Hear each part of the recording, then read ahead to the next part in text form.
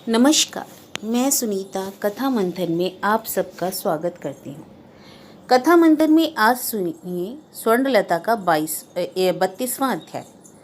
स्वर्णलता से संबंधित सारे अध्याय आपको हमारी प्लेलिस्ट से मिल जाएंगे, जिसका लिंक आपको डिस्क्रिप्शन बॉक्स में तथा आई बटन में मिल जाएगा। आप वहाँ जाकर के चेक कर सकते हैं। तो चलिए शुरू करते हैं स्वर्णलता का 32वां अध्याय।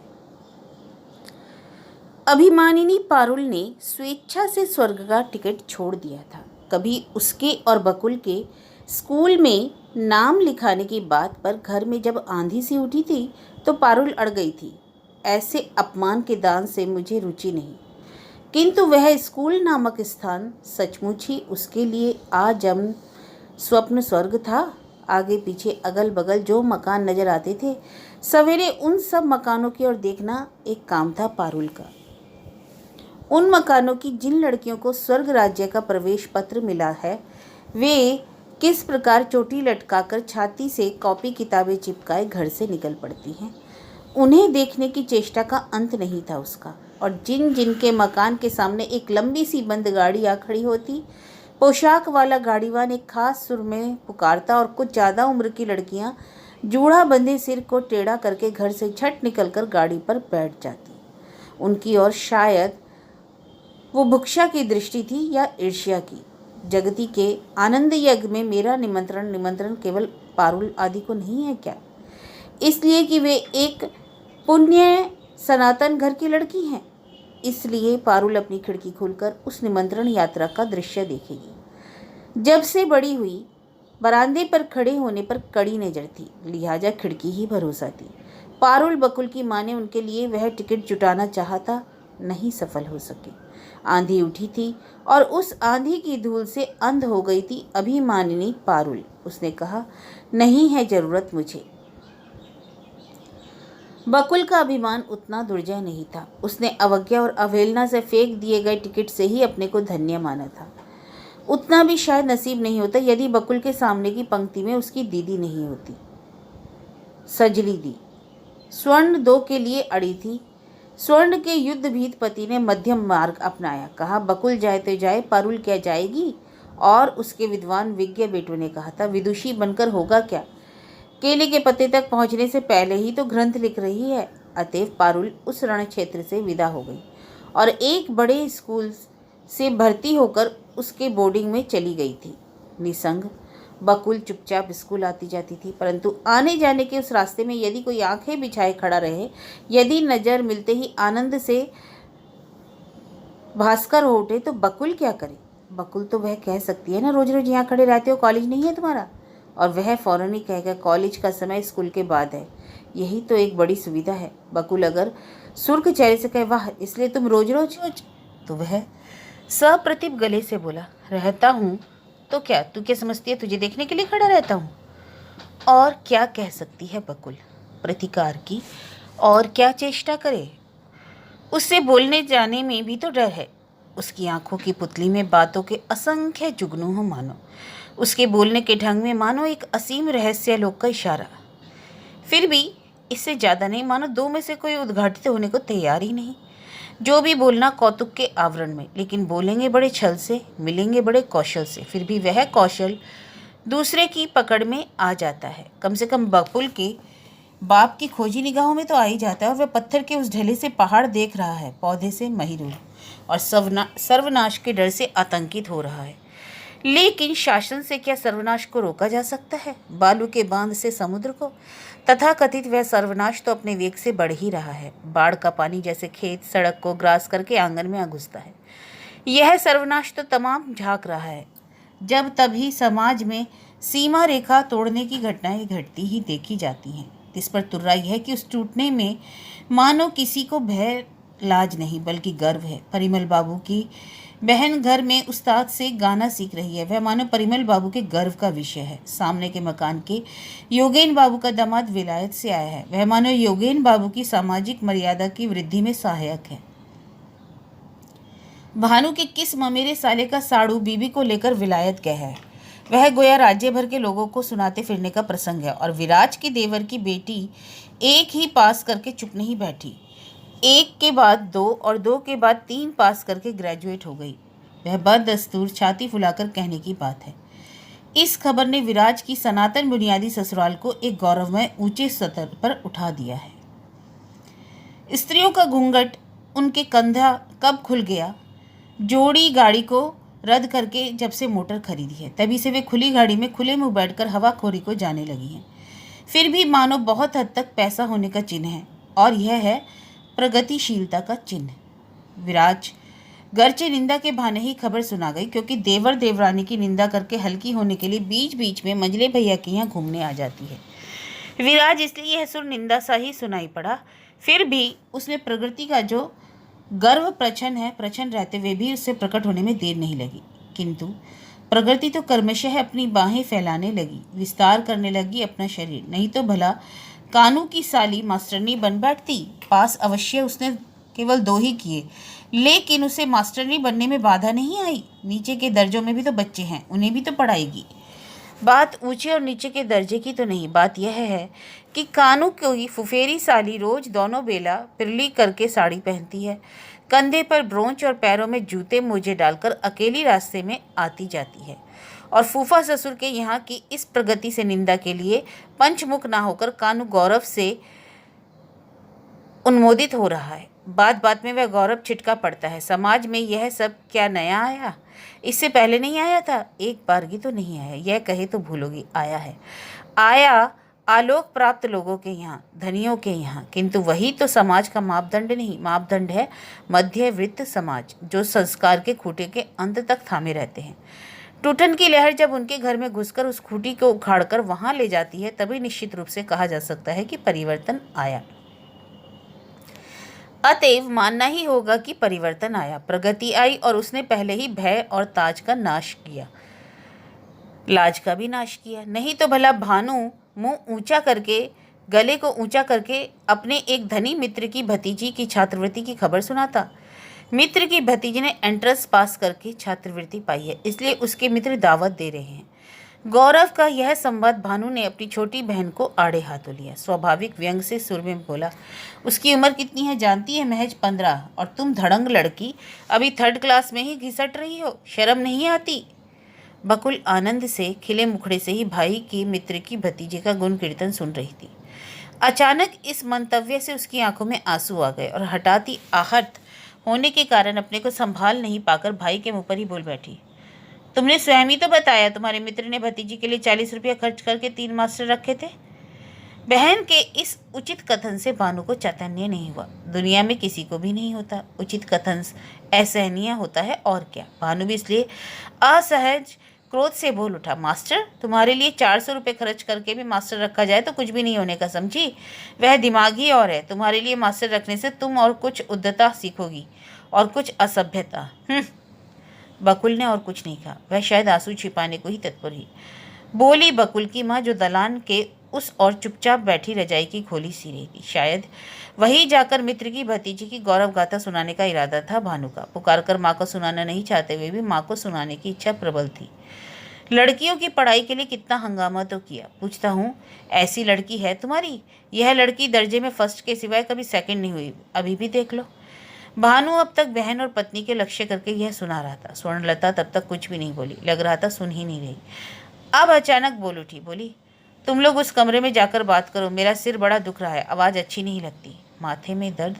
सुई धागा लिए जो सिलाई कर रही है उस आवाज़ से माथे में दर्द?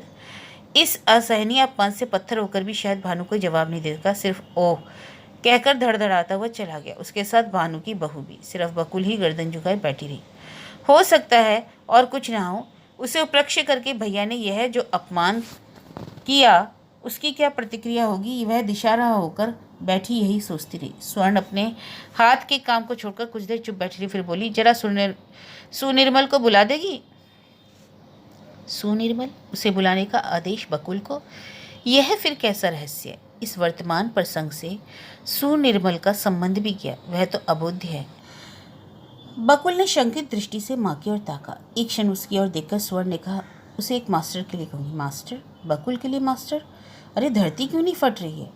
बेटे से हार जीत के खेल में माँ क्या बकुल को हथियार बनाएगी? हे ईश्वर! माँ की यह दुर्गति क्यों हो रही है? किंतु माँ भी भैया से कुछ कम भीतिकर नहीं। फिर भी भय को जीत कर बकुल बोल उठी, नहीं नहीं, उसकी जरूरत नहीं माँ। जरूरत है या नहीं यह मैं समझूंगी, तो बुला देगी। स्वर्ण ने फिर छोड़े हुए काम को हाथ लगाया। हुआ तो सही, लेकिन स्वर्ण उस बद्री केदार जाने का क्या हुआ?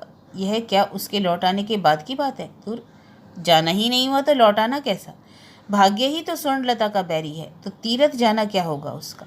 भर से यात्रा करके निकली, 2 घंटे के बाद ही लौटना पड़ा। तय था कि जो जो जाएंगे वह पहले जयावती के बाप के यहाँ इकट्ठी होंगी, वहीं से फिर एक साथ रवाना। स्वर्ण भी वैसे ही गई। जयावती की माँ के पास ही खाना पीना, तीर्थ यात्रा के प्राककाल में एक बार वह सबको खिलाएगी, यही इच्छा थी उसकी। गुस्से और निषेध के पहाड़ को हटाकर स्वर्ण निकल पड़ी थी। मन में अपरिसीम एक क्लांति के सिवाय मानो कुछ नहीं था। फिर भी इनके यहाँ पहुंचकर मन मानो बदल गया। यात्रा की संगीनियां आग्रह और उत्साह, आनंद और व्याकुलता से दमक रही थी। स्वर्ण के मन में उसकी छूत लगी। वह अपने मानो अनंत आकाश के नीचे विराट महान के सामने, अपार प्रकृति की गोद में उसने अपने आप को पाया। वह चीर अजानी पृथ्वी के आमने सामने होगी, चिरकाल के स्वप्न को प्रत्यक्ष देखेगी। खुशी के मारे उसकी आंखों में आंसू आ रहे थे। आंखें लेकिन अभी सभी पहुंच रही थी, और यह पड़ जाते ही कह रही थी, बाबा बद्री विशाल की कैसी कृपा, मुझ जैसी अधम पर भी उन्होंने कृपा की। स्वर्ण आंखें नहीं पहुंच रही थी, उसकी आंखों का आंसू आंखों में ही टलमल कर रहा था। वह उन लोगों की तैयारियां देख रही थी। जब जल्दी जल्दी खाने के लिए बैठने जा रही थी, तब वह भयंकर खबर आई। सारे परिवेश पर ही मानो वज्राघात हुआ। सबने कपाल ठोक लिया। लता के पति को कॉलेरा हो गया। कॉलेरा? पूरे दल में एक ही सदवा जारी उसका भी है। अब तो उसका जाना नहीं हो सकता। लेकिन बीमारी हुई कब? ऐसी एक भयंकर बीमारी घर में आए 3 ही तो घंटे हुए हैं घर से उसे।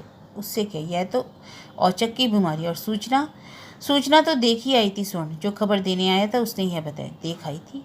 सूचना देखकर ही आई थी स्वर्ण की, और सबने धिक्कार की दृष्टि से देखा फिर भी चली आई, और किसी से कहा भी नहीं। इस स्त्री का प्राण तो धन्य है, जाना रुक न जाए इसलिए पति को यम के मुंह में छोड़कर चली आई, और मुंह में ताला डाले पड़ी रही। अचरज के सागर का किसी को किनारा नहीं मिला। जयावती के भाई केवल विस्मित ही नहीं हुए, खींचे भी। बोले, बीमारी का लक्षण देख कर भी तुम कैसे चली आई स्वर्ण?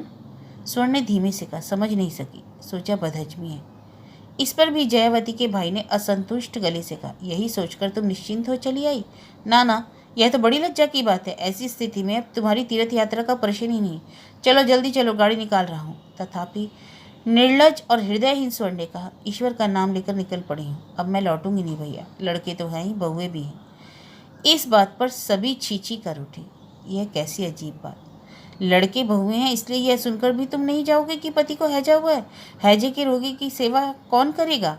हे भगवान, और स्वामी से पहले तुम्हारा भगवान। जयावती ने धीरे से कहा, साफ समझ रही हूँ, तुम्हारे भाग्य में लिखा नहीं है। जा लौट जा भैया, नाराज हो रहे। चल तेरे साथ चलकर मैं जरा देखाऊं। यात्रा स्थगित करने की बात किसी ने नहीं कही। अन्य सबके लिए यह यात्रा अपरिग्रह्य अमूत थी। केवल स्वर्णलता के जाने का प्रश्न ही नहीं उठता। कहाँ? यह तो किसी ने नहीं कहा, स्वर्ण तुझे छोड़कर हम कैसे जाएं? आज ना ही गई तो क्या, देख ले तेरे नसीब में भगवान ने क्या लिखा है। नहीं, यह किसी ने नहीं कहा, बल्कि इस बात पर कि पति की इस आसन्न मृत्यु का समाचार पाकर स्वर्ण पागल की नाई की तरह दौड़ नहीं पड़ी, उल्टे कतराना चाहा, तीरथ के लोभ से लिपटी रही। सबने धिक्कारा। लड़के हैं, डॉक्टर वैद्य दिखाएंगे, ठीक हो जाएगा, यह भी तो कोई बात हुई? अरे किस जी से हिमालय चढ़ोगी तुम? लोग भी किस स्वास्थ्य से तुम्हें साथ लें? जहाँ जाना है वहाँ से तो खबर आने जाने का भी उपाय नहीं है। फिर वह घर आई, बिल्कुल चुपचाप। कमरे में आकर जब वह रोगी के आमने सामने खड़ी हुई, अपनी चुप्पी तोड़ी। स्थिर गले से बोली, क्या उस कैस्टर ऑयल पिया था? हाँ, उस मरणोन्मुख व्यक्ति से स्वर्ण ने यह भयंकर निष्ठुर बात कही थी, जिसके लिए उसके अपने पेट की संतान चंपा ने कहा था, मैं माँ को समझ नहीं सकी। यह स्त्री है या कसाई? हमारे भाग्य से पिताजी इस बार बच गए, यही गनीमत है। यदि वास्तव में कुछ हो जाता तो तुम यह शक्ल समाज को दिखा सकती? तुम संबोधन से ही कहा, पर कहा अवश्य आड़ में था। सुनने वाली थी चन्न ज़्यादा बोलती नहीं, सिर्फ मुस्कुराकर बोली, माँ को भला शक्ल दिखाने का डर? बाबूजी बीमार है, यह सुनकर दौड़ी आई थी वे, और चूंकि बहुत दिनों के बाद आई थी इसलिए 2-4 दिन रह गई। वह पिता की सेवा करने के लिए नहीं रह गई थी, बल्कि दोनों बहनें इकट्ठी हुई थी इसलिए। राजा राजा की भेंट होती है, बहन बहन की नहीं होती। पारुल से हुई भेंट, वह जाने किस दूर प्रदेश में है। प्रबोध चंद्र की इस बीमारी के बारे में ऐसा निर्लज संदेह क्या अकेले स्वर्ण को ही हुआ? स्वर्णलता के प्रखर बुद्धि बेटे को नहीं? बेशक हुआ था, और फिर प्रमाण पत्र तो उनके हाथ में ही था। लेकिन फिर भी वे इतने बेशरम, इतने बेहया नहीं हो सके। इसलिए उन लोगों ने प्रबोध के जो यहाँ थे सबको झटपट खबर भेज दी थी। हाँ, वह भी कहला दिया था कि खबर भेजना उचित है, इसलिए भेज रहे हैं। यह बीमारी छूत की है, समझ बूझ कर ही आए। और यह समझना सुबोध और उमा शशि के सिवाय सभी ने समझा था। समझा था विराज के यहाँ सबने, समझा था प्रबोध के जमाताओं ने, लेकिन बेटियों ने नहीं समझा, और नहीं समझा पगले जग्गू ने। श्यामा सुंदरी भी अवश्य कुछ ना समझ हो रही थी। जग्गू माँ को रोक रहा था, रो रोकर कहा, जो होगा सो वह समझ ही रहा हूँ। यह रोग तो शिव के भी असाध्य है। 80 साल की बुढ़िया तुम उस दृश्य को देख सकोगी? देख सकूंगी, यह कौन कह सकता है। अतएव रोते धोते जग्गू अकेला ही आया। आकर देखा विचार सभा बैठी हुई है। रोगी अकेली बकुल के जिम्मे है और बाकी सब स्वर्ण को घेरे हुए। नहीं, कटु कोई नहीं कह रहा, सिर्फ इतना ही कहा, तुम यह बात कह सकी? कैसे कहते बना? हृदय नाम की चीज नहीं है क्या तुम में? भ्रांत स्वर्णलता ने सिर्फ एक बार कहा, हाँ देख रही हूँ।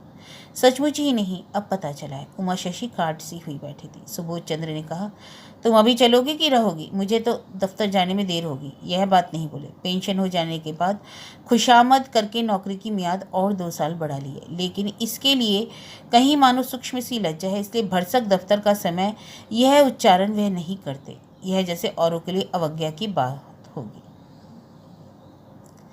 यह जैसे औरों के लिए अवज्ञा की ही बात हो। उमा शशि चकित हुई, अब चलने के लिए उतावली हुई। वह हैजे से नहीं डर रही थी, डर था उसे परिस्थिति से, डर था अपनी देवरानी से, जिसे वह सदा से समझ ही नहीं पाई।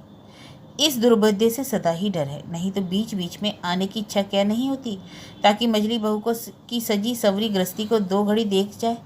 जहाँ लक्ष्मी उमड़ी पड़ी रहती है, वह गृहस्थी देखने में भी तो अच्छी लगती है, परंतु ना जाने क्यों भरोसा नहीं होता। लगता है उसके बाद की ही यह देवरानी मानो सहस्त्र योजन से बोलती है उससे।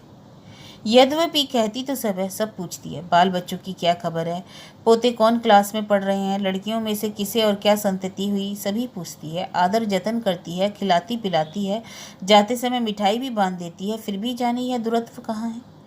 गिरीबाला और बिंदु तो जिठानी को बिल्कुल नहीं पूछती। एक ही घर में है, मगर बोलचाल प्रायः बंद। उमा शशि निहायत इस मरुभूमि को नहीं सह सकती, इसलिए खुद ही उनसे बोलने जाती है। फिर भी उनसे भी मानो वही व्यवधान। वे पास पास नहीं होती हुई भी पास पास हैं। इसलिए वह यहाँ बैठी उमा शशि सोच रही थी कि खैर छूत की बीमारी के चलते आई जरूर नहीं, लेकिन समाचार की बेसब्री से इंतजार कर रही होगी। वे चाहते ही उन्हें बता देना होगा कि अब डरने की कोई बात नहीं, रोगी संभल गया है, कई दिनों से बोलचाल बंद है। यह बल्कि एक मौका मिला है, इसलिए वह झट बोली, ना मैं भी साथ ही चलूं। रह जाने का मतलब ही तो फिर पहुंचाने के लिए किसी लड़के को तंग करना। चंपा चन आ गई है, मजली बहू आ गई है, अब कोई चिंता नहीं। उफ, भगवान की कैसी असीम दया कि मजली रवाना नहीं हो गई थी। उमा शशि में इतनी उन्नति आजकल हुई है, घूंघट डाले ही सही, सबके सामने पति से बात करती है। वे सबकी सभी उससे छोटी हैं। इतने दिनों में उमा शशि को यह ख्याल हुआ। वह घूंघट काट कर बग्गी पर जा बैठी। स्वर्ण को बताकर जाना ठीक था, पर परिस्थिति बड़ी वैसी है। आते ही तो चंपा ने उसने सुना कि स्वर्ण ने अपने पति को क्या कहा। हो भी सकता है, मजले बाबू सदा के ही तो बीवी पागल है, एक बेला के लिए भी पत्नी की आंखों को ओट नहीं कर सकते। वह पत्नी एक बार की बद्री केदारनाथ जाने के लिए जिद कर बैठी, यह देखकर तो वह ऐसा कांड कर बैठा। जानता है ना मजली मनाही नहीं मानने वाली। माना वही है, फिर भी इतने बड़े बड़े बेटे की बहुओं के सामने तुम्हें ऐसा नीचा दिखाएगी। और कारण चाहे जो भी हो, सच पूछो तो हाल तो मरने का ही कर बैठा। नाड़ी का पता नहीं, उसे ऐसी लांछना, छी छी छी, ये कैसी निर्लज्जता है। गाड़ी पर घूंघट को जरा कम करके उमा शशि यही बोल बैठी। सुबोध की तरफ वाली खिड़की खुली थी। सुबोध उसी से बाहर की ओर ताक रहे थे। हठात चौंक कर बोले, किसकी निर्लज्जता की बात कह रही हो? मजली बहू की, और किसकी? सुबोध सहसा अपने स्वभाव से बाहर तीखे हो गए। उनकी प्रौढ़ आंखों में मानो दर्प से लौ जल उठी। मजली बहुरानी की बात, उसकी बात, स्त्री होकर भी तुम केवल वही दिशा से देखोगी। बड़ी बहू पेबो की निष्ठुरता तुम्हें नहीं दिखाई पड़ी? अपनी स्थिति के कारण मैं तुम्हें कोई तीर्थ का धर्म नहीं करा सका। मेरे मुंह से कहना सोता नहीं है, लेकिन पेबो की स्थिति थी इसलिए कहता हूँ।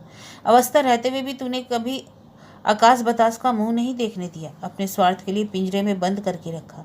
इस बुढ़ापे में यह कांड करने में तुझे शर्म नहीं आई? पति होकर तूने उसकी तीर्थ यात्रा को कि ऐसे एक सुअवसर को चौपट कर दिया। अवसर भी वही बार बार आता है क्या? बहू बेचारी सदा की कंगाल है। आकाश बतास तुझे मालूम नहीं? वह भी ना सही, आखिर हिंदू बंगाली की बेटी तो है। बद्री नारायण जा रही थी, उसकी कितनी बड़ी आशा टूट गई, तुम यह नहीं समझ पाई? उमा शशि ने सुबोध को एक साथ इतना बोलते कभी नहीं देखा था। संदेह है उसको, इसलिए वह अवाक होकर पति की ओर ताकती रही और शायद उन बातों को अनुधावन करने की चेष्टा करती रही। सुबोध भी शायद यह आवेग प्रकट करके लज्जित हुए, इसलिए शांत गले से बोले, मजली बहुरानी और ही धातु की बनी है। तुम लोगों में से किसी ने उसे नहीं समझा, और यह पेबो तो चुप हो गए वे। लेकिन कोई यदि उसके सबके लिए तो दुर्भेद्य है वह, तो दोष किसका है, उसका या औरों का? बिंदु और गिरीबाला झटपट रसोई करके हाड़ी का भात चुका ले रही थी। जाने कब क्या खबर आ जाए। मल्लिका नहीं है, सास बीमार है, यह सुनकर कुछ दिनों के लिए ससुराल गई है, इसलिए चक्षु लज्जा के लिए कोई नहीं तो जैसी मुंहफट है वह चाचियों के भात की थाली लिए बैठी देखती तो खरी खोटी सुना देती। वह नहीं है, जान बची, इसलिए बच्चों को खाना देकर एक ही रसोई घर के दो छोरों पर दोनों दो थाली भात लिए बैठी बात कर रही थी। जो होगा सो तो होगा ही, समझ में आ रहा है, लेकिन मजली दी का अब क्या होगा इसकी चिंता है। सदा तो उसी एक आदमी के चलते ही वो रौब झाड़ती है, डांट कर चलती है, अब बेटे बहुओं के पाले पड़ेगी। आपस में दोनों प्राणों की सखी हैं, सो बात नहीं है। दोनों की अलग अवस्था है, अलग केंद्र है। पूरा पड़ोसियों से दोनों का गले गले मेल है, होते हुए भी वे पड़ोसी ने भिन्न भिन्न ढल की हैं। वही दोनों एक दूसरे की टीका टिप्पणी करके जीती हैं। फिर भी बोल चाल एकदम बंद, शक्ल देखा देखी अवश्य बंद नहीं है, बल्कि मेल है। शुद्रता से शुद्रता, संकीर्णता से संकीर्णता, स्वार्थ बोध से स्वार्थ बोध की एक प्रकार की हृदयता होती है, वही हृदयता है। गिरीबाला है इसलिए बिंदु एक जने से ईर्ष्या कर पाती है, और बिंदु है इसलिए गिरीबाला को अपनी अहमिका के विकास का क्षेत्र मिलता है। उनके लिए बेशक इसका मूल्य है। और फिर उदार तो कोई है ही नहीं कि एक के आगे दूसरे के छोटे होने का प्रश्न हो। उमा शशि को पैसा नहीं है, इसलिए वह खर्च में कृपण है, परंतु वह हृदय की कृपण नहीं, इसलिए उमा शशि ने नहीं सुहाती। फिर भी उमा शशि आप ही आती है, कहती है, क्यों नहीं सजली, आज क्या पकाया? अरे छोटी, तूने तो खासी मरोला मछली पाई। वे अगर जवाब देती हैं तो गपशप आगे बढ़ती है, नहीं तो उमा शशि धीरे धीरे से खिसक आती है। आज सोच रही थी मजली के यहाँ का समाचार से मजे में कुछ देर गपशप चलाई जाएगी, परंतु अचानक मन कैसा भारी भारी हो गया। उसके कान में बार बार यही गूंज रहा था, तुम्हें सिर्फ यही दिखाई दिया बड़ी? ज़्यादा बोली नहीं, रोगी संभल गया, जान का खतरा नहीं है, केवल इतना ही बताकर चली आई उमा शशि। तो फिर इतना सवेरे खाने की क्या पड़ी है? मन ही मन यह कहकर परोसी हुई थालियों को ढककर दोनों देवरानी जेठानी एक दूसरे की ओर ताककर जरा तीखी हंसी हंसकर बोली, देख लिया भाग्य, यह भैया सिर्फ मजली दी के भाग्य के जोर से नहीं तो यह व्याधि शिव के भी तो असाध्य है।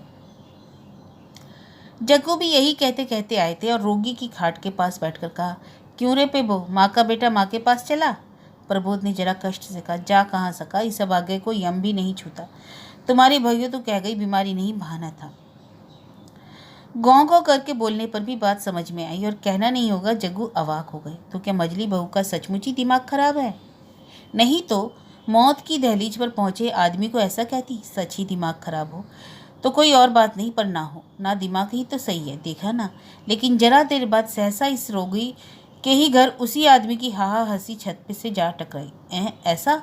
मजली बहुरानी बद्री नारायण जा रही थी, लौट आना पड़ा? ओ, फिर तो कोई बात ही नहीं। कानू, यह मेरे दिमाग की भाई की बेदाग कारसाजी है ना। एक उपाय निकाला, लेकिन बड़ा अन्याय हुआ। एक महातीरथ को जा रही थी, उम्र भी तो हुई, कुछ हो जाता तो तब तुम पत्नी का इल्ली दिल्ली जाना रोकने को आ सकते। खैर, बहाना हुआ, जो हुआ सच हुआ। बाई ने पटकनी खूब खाई है, अब तो सिर्फ पानी बाढ़ पूरे 3 दिनों तक केवल पानी और बाढ़। अरे बकुल, बाप मांगे तो भी भात मत देना, चलता हूँ। 80 बरस की यह बुढ़िया छटपटाकर मर रही है, उसे जाकर खबर दूँ। एक एक कर सबको छटपटाहट से छुटकारा दिलाया गया। केवल जयावती के यहाँ खबर देने का उपाय न रहा। वे लोग रवाना हो गई। शायद ही हो कि विश्वास और भक्ति में अब और गले से ध्वनित हो रहा होगा, जय बाबा बद्री नारायण, जय बाबा बद्री विशाल। यह स्वर पंडा जी के स्वर से मिलकर उदास उद्यात होकर आकाश की ओर उठ रहा है। कौन जानता है स्वर्णलता की भक्ति के उस घर में फांकी थी या नहीं। नहीं तो उसके कंठ स्वर को आकाश में गूंजने का सुयोग क्यों नहीं मिला। जयावती की ननद, लिहाजा नाते से स्वर्ण की भी ननद, यही कह रही थी हिमालय देखूंगी, हिमालय देखूंगी, बस यही तो सुनती थी। बाबा का नाम तो मुझसे एक बार भी नहीं सुना। देवता अंतर्यामी सब देख रहे हैं। ताज्जुब, लोग यही कहते हैं, यही भयंकर भूल बात है। कोटि कल्पकाल से कहते आ रहे हैं, कोटि कल्पकाल से यही कहते रहेंगे। शायद जो इससे उल्टी बात कहेंगे वे तो समाज में पतित ही होंगे।